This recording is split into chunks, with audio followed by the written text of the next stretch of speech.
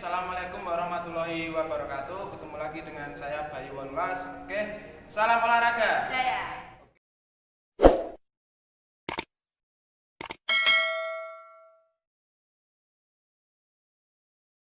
Assalamualaikum warahmatullahi wabarakatuh, teman-teman. Di sini saya bertemu dengan Bapak Devi Tirtawirya, pelatih taekwondo juga, dosen UNJ juga.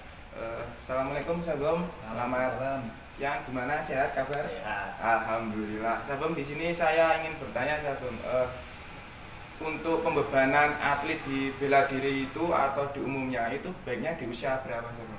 Ya, jadi bela diri ini kan berat badan, tinggi badan menentukan dalam pertandingan terutama taekwondo. Artinya pertumbuhan atlet itu tidak boleh terganggu.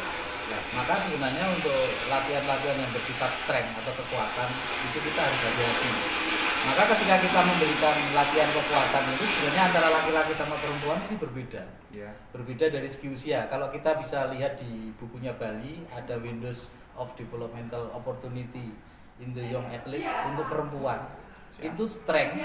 Windows untuk latihan strength itu berada pada usia 12-13 tahun. Itu saja berat badan sendiri. 12 sampai 13 ya, tahun. 12-13 mulainya 12 tahun. Itu saja masih menggunakan berat badan sendiri. Jadi belum boleh diberikan latihan-latihan yang bersifat maksimal strength, karena kalau nanti diberikan maksimal strength pertumbuhannya terhambat, sehingga kalau untuk atlet taekwondo rugi. Dan untuk laki-laki berbeda usianya. Laki-laki lebih tua. Jadi laki-laki itu lebih tua. Jadi dia di usia 14 tahun.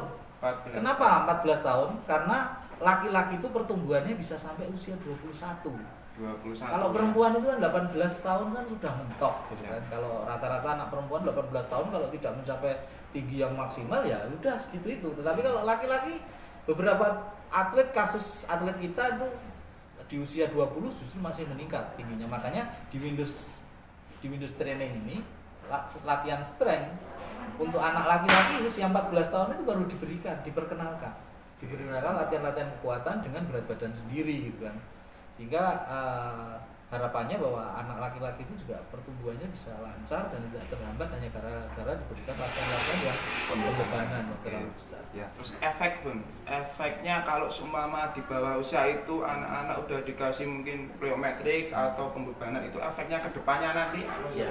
Jadi begini, kalau sudah diberikan latihan-latihan plyometrik dan sebagainya kan sudah jelas bahwa anak usia di bawah 14 tahun ini kan belum boleh diberikan latihan dengan dosis atau beban yang maksimal strength. Padahal syarat untuk latihan play power itu adalah maksimal strength harus sudah selesai.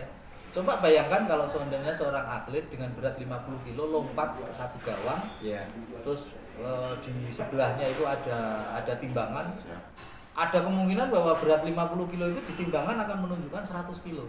Kalau dia belum mampu mengangkat squat seberat 100 kilo, maka kalau dia dilakukan latihan plyometrik, itu kan yang menyangga cuma pergelangan kaki, lutut, sama pinggang.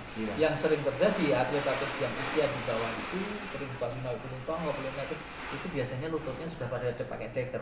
Sehingga sering terjadi nyeri lutut dan sebagainya. Nah ini yang sering terjadi masalah.